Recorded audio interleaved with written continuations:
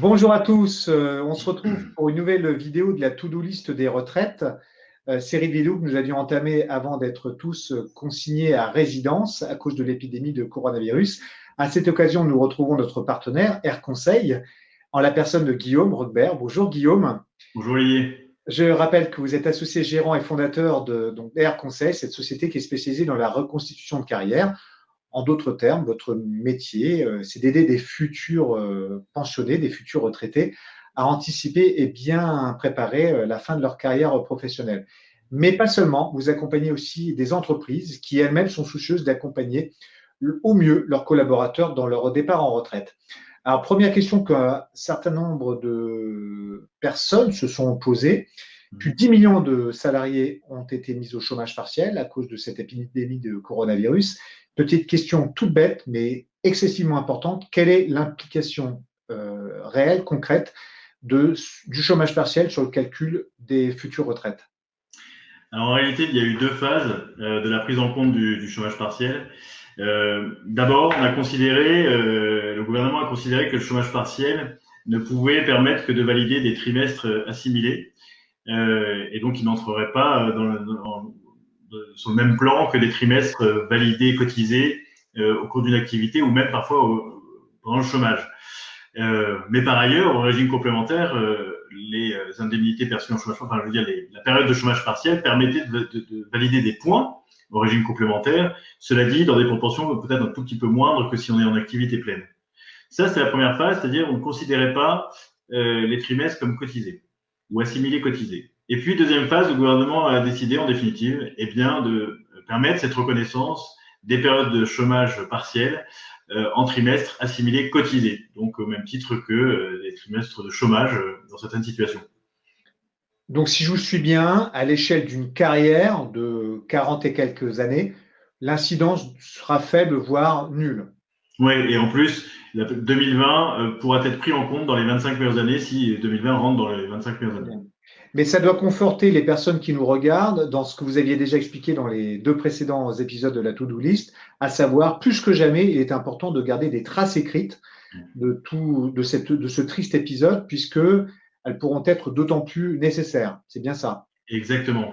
Eh bien, en définitive, j'espère que chacun a bien pris le temps pendant ce confinement, pendant ce chômage partiel, cette activité réduite, et bien d'aller chercher ces vieux cartons au grenier ou à la cave pour sortir et extirper de tout ça les bulletins de paye, tout justificatif dont on a parlé dans la précédente vidéo, pour créer un bon dossier bien prêt, les scanner et bien se préparer pour la future retraite. Et ça se fait à n'importe quel âge. Hein. Bien Voilà. sûr, mais cet archivage spécialement pour la période mars, avril, mai et juin 2020, évidemment.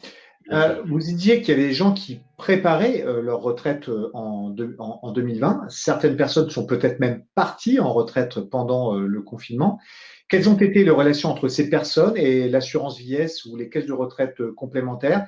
Est-ce que ça a été un long fleuve tranquille ou est-ce qu'il y a eu quelques petits points de friction? Auquel cas, est-ce que ça a posé problème? Bien, franchement, on a pu constater que nos interlocuteurs dans les caisses, donc les individus, ceux qui bien sûr traitent les dossiers, ont fait preuve de bon sens et ont souvent bien contacté directement les futurs retraités. Et puis même ont communiqué leur adresse mail afin de faciliter les échanges. Parce que pour le coup, on a pu considérer que les plateformes des caisses de retraite sur lesquelles on dépose en général ces documents justificatifs, eh bien, n'ont pas toujours très bien fonctionné. Donc, pour faire contre mauvaise fortune bon cœur, eh bien, les collaborateurs de ces caisses, nos interlocuteurs ont vraiment aidé à faciliter la communication. Mais Donc, sur le c'est-à-dire plan que global, cela a été relativement fluide malgré tout? oui, on peut déplorer quelques difficultés malgré tout. D'accord. Donc, pendant le confinement, la problématique des salariés, c'était donc chômage partiel et éventuellement l'implication que ça pouvait avoir sur la future retraite. Pour les employeurs, la grande problématique, c'était de soulager la trésorerie, donc tous les flux financiers sortant de l'entreprise. Est-ce que finalement, l'enseignement de cette crise quant à la retraite, ça n'est pas que les entreprises, donc l'employeur lui-même, n'a pas tout intérêt à accompagner le départ en retraite de ses collaborateurs, puisque d'une certaine manière, ça arriverait à une solution où chacun y trouverait son compte. Alors chacun y trouver son compte effectivement parce que faire accompagner ses collaborateurs, c'est enfin, c'est très stratégique. Ça permet effectivement d'abord de piloter et de gérer convenablement sa masse salariale et donc les départs en retraite notamment, puisque ça permet d'avoir une vraie cartographie des départs en retraite, d'être certain des départs et puis surtout que ce soit convenablement abordé avec chaque collaborateur.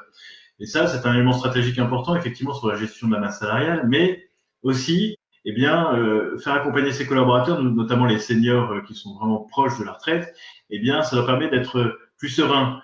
Parce que lorsqu'on n'est pas très serein sur son départ en retraite, on est on est moins enclin à être concentré sur son travail et tout ça, parce que ça commence à être anxiogène. Donc, être plus serein sur son dossier retraite, eh bien, c'est être plus productif, c'est maintenir son engagement et jusqu'au bout. Voilà. Cartographier les futurs départs en retraite, c'est à quel horizon là, habituellement, j'imagine qu'une entreprise peut raisonner à l'échelle de 6 mois, mais cartographier, c'est à l'échelle de 12, 18, voire 24 mois, plus? Ouais. Bah, ça c'est déjà pas mal, mais ça peut être plus effectivement. On ne connaît pas bien les changements de système. On en parlait de la réforme la dernière fois ou des changements de paramètres, mais en même temps, plus on voit loin, mieux on est préparé. Très bien. Merci Guillaume Grodbert. Rendez-vous à la rentrée pour un prochain épisode de la to-do list des retraites. Portez-vous Merci bien, à Olivier. bientôt.